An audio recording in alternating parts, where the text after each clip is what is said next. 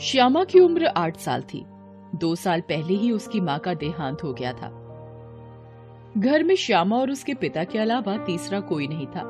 श्यामा के पापा पहले श्यामा को तैयार करते, उसका लंच बनाते, उसे स्कूल भेजते थे, फिर अपने ऑफिस जाते थे।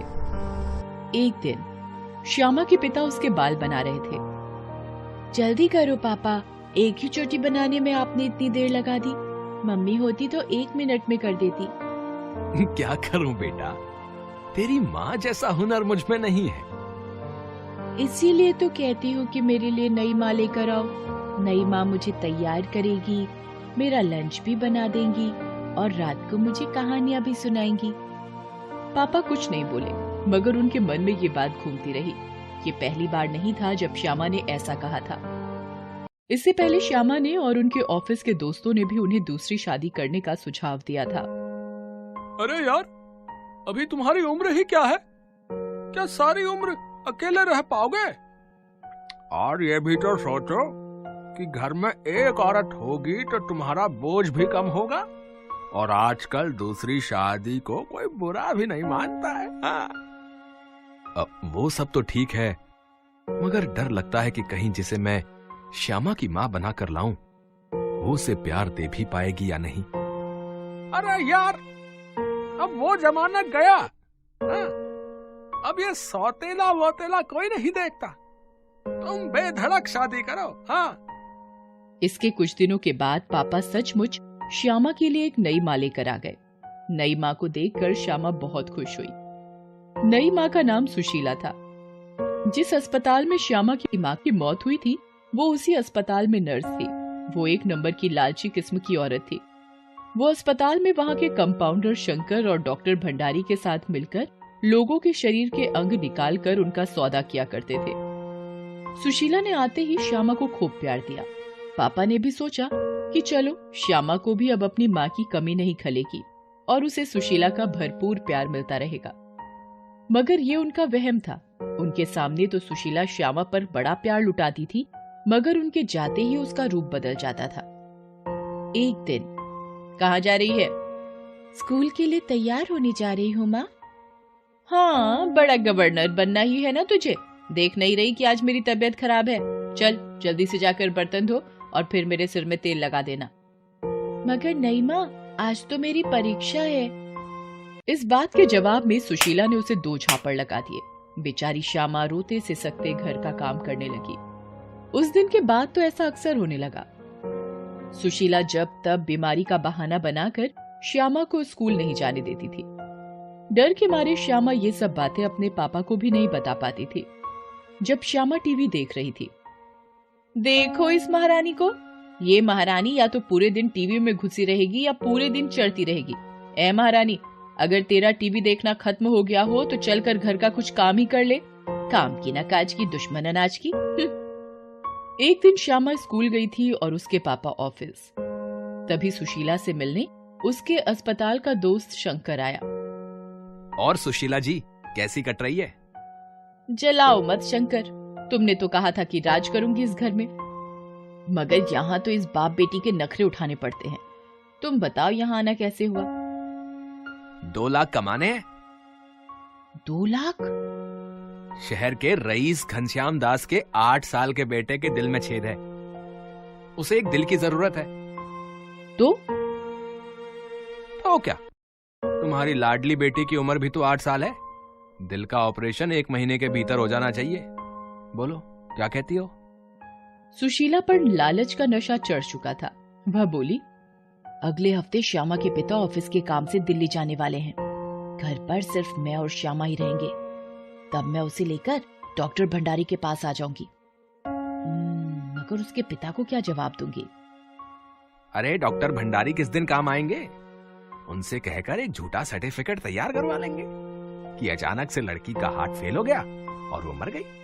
बस। इस तरह अपनी योजना बनाकर दोनों काम पर लग गए। अगले हफ्ते जब श्यामा के पिता दिल्ली चले गए, तब एक दिन, अरे ओ श्यामा, चल जल्दी से तैयार हो जा। कहाँ जाना है माँ? पहले तो अस्पताल में अपना चेकअप करवाऊंगी, फिर हम दोनों बाजार घूमेंगे। ठीक है माँ। फिर दोनों अस्पताल पहुंचते हैं। वहाँ डॉक्टर भंडारी और शंकर पहले से ही मौजूद होते हैं। कितनी प्यारी बच्ची है।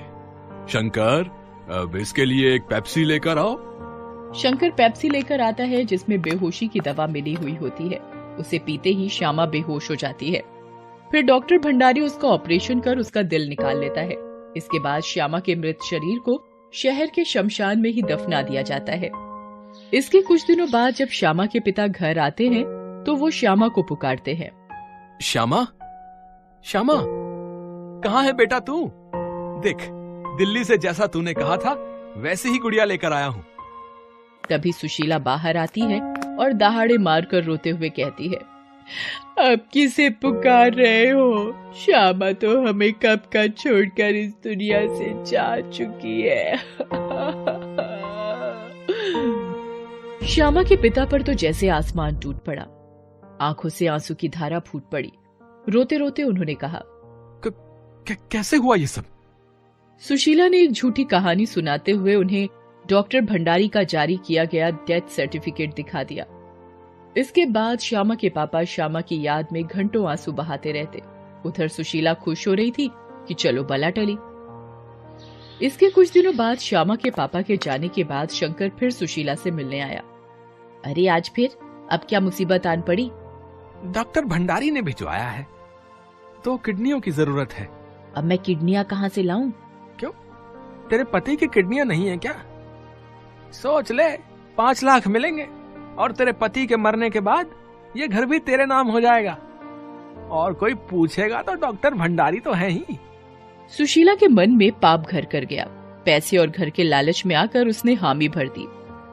अगली रात ही श्यामा के पिता को बेहोश करके अस्पताल ले जाया गया। श्यामा के पिता ऑपरेशन के लिए बेड पर लेटे थे। डॉक्टर भंडारी ने चीरा लगाने के लिए चाकू उठाया ही था कि अचानक कमरे की लाइटें अपने आप जलने बुझने लगी। फिर अचानक से लोहे की एक प्लेट उड़ी और शंकर के सिर से टकराई, जिससे वो वहीं बेहोश होकर गिर पड़ा। इधर डॉक्टर भंडारी को लगा कि जैसे किसी ने उसका हाथ पकड़कर उसी के चाकू को उसकी जांघ में घुसेड़ दिया। डॉक्टर भंडारी दर्द से चिल्लाने लगा। सुशीला ये देखकर थर-थर कांप रही थी। तभी वहाँ एक चुड़ैल प्रकट होती है। वो कोई और नहीं, श्यामा थी। उसका चेहरा गुस्से से तमतमा रहा था। उसके सीने पर बहुत बड़ा घाव था और उसका दिल गायब था।